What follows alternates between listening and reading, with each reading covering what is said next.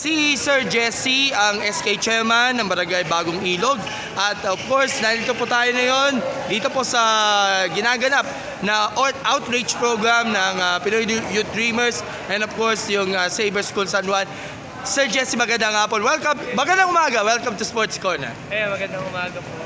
First of all, kamusta na po ang Bagong Ilog, especially sa inyong panunungkulan bilang SK Chairman. At of course, pag sinabing SK, ang isa sa mga tinututukan natin, of course, ang youth development sa pamamagitan ng grassroots sports. Kamusta po? Actually, kakatapos lang din ng SK League namin, yung liga namin. Kasama namin yung grassroots hanggang sa super senior, mga 40 years old and above. So bago kami magliga, naging progressive din naman yung mga trainings namin. Pero kami mga naka-tie up sa amin na coaches, katulad nila Coach Jay Santos, Coach D Intalan, nakatulong namin sila. Every month halos may training tayo para sa mga grassroots, hindi lang sa basketball, pati na rin sa volleyball. So kasalukuyan, meron tayong 6 na sports na ginaganap dito sa barangay namin tuwing nung nagpaliga ngayong taon ang SK Bagong Ilog. So, nandyan yung billiards, yung darts, nandyan din yung badminton, and yung ML tournament, yung esports natin, kasama na yung volleyball and basketball. So, gusto natin tutukan yung mga bata na at least sila yung mga future players natin na maaaring magdala sa atin, hindi lang yung barangay natin, pwede yung city natin and yung bansa natin mismo.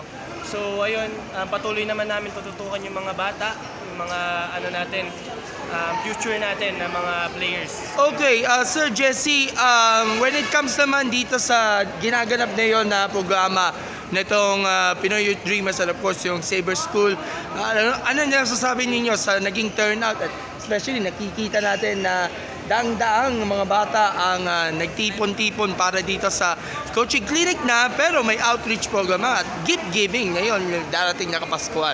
Ayun, actually, maraming salamat syempre sa Pinoy Youth Dreamers Organization kasama ang Savior School San Juan.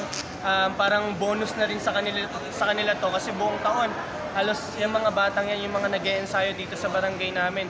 So parang naging Christmas bonus nila to, yung all the hard work and ayun, yung mga inspiration nila para lang mahalin nila yung larong basketball. Ito, nagbubunga naman na. So maraming salamat syempre sa mga sponsors. Walang sawang pasasalamat po sa inyo dahil di nyo po alam na napakalaking impact at tulong po sa mga bata dito sa barangay namin, Barangay Bagong. Okay, sir, when it comes naman dito sa paghahanap ng mga sabihin natin future stars ng Bagong Ilog, maaasahan pa rin ba na hanggang 2025 talagang bubuhos ngayon ng atensyon ng ating SK and especially yung barangay leadership sa paghahanap siguro ng mga susunod na top caliber stars, mapa basketball, mapa volleyball, mapa esports or kahit anong sports sa anumang larangan? Actually, ayun, ang balak talaga namin maging progressive, hindi lang buwan-buwan, kundi maging taon-taon. Kasi unang taon pa lang namin na nakaupo, nailoklok bilang mga SK dito sa barangay namin.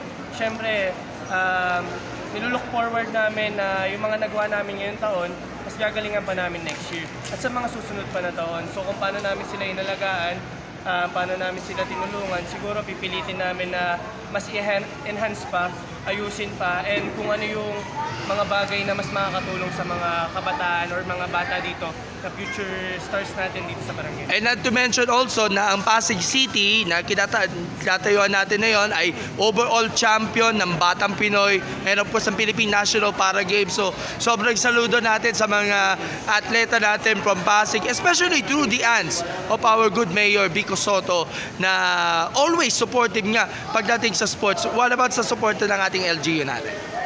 Ayun yan. Maraming salamat din syempre yan sa suporta ng LGU natin kay Mayor Vico Soto, from Vice Mayor Dodot Jaworski na isa ring dating PBA player. PBA player, Congressman Roman Romulo, and syempre yung Sangguniang Panlunsod Council. Maraming salamat sa kanila. Ayun, tapos nakakatuwa rin kasi gusto ko lang i-share sa inyo yung barangay namin. May mga batang Pinoy players din na hindi sa basketball and volleyball di lang sa Nag-e-excel. basketball, volleyball nag-excel. Actually, mga gold medalist sila. Ang sport nila, Muay Thai. So, ayun pala. At naglaro din sila sa National Muay Thai Championships dyan. Sila. So looking forward din kami na may add pa yung mga ibang sports dito sa barangay namin para mas tulungan pa yung mga natatagong skills. Hindi lang yung mga karaniwang nakikita natin sa media, yung matutukan natin. Okay, Sir Jesse, adjust lang muna natin konti kasi magpo-photo taking na. So, nangyong puling mensahe on behalf of our SK leadership and of course yung ating barangay captain sa Bagong Ilog sa paparating na pagkapaskuhan and of course sa mga asahan natin sa sports sa Bagong Ilog ngayon 2025. Go ahead. Ayun, so ito bago magtapos yung taon, at least nakapag-release tayo ng program about sa pagti-training and clinic ng lalo na sa basketball. So looking forward din kami sa marami pang events tie up with Pinoy Youth Dreamers at syempre sana mga sponsors natin na nakasama makasama pa natin sa marami pang programs.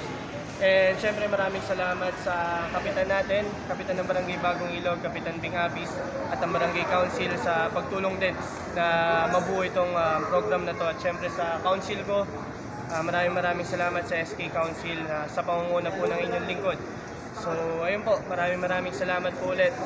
Merry Christmas po sa inyong lahat and Happy New Year. Alright, Sir Jesse, maraming salamat. God bless and all the best po. Thank you.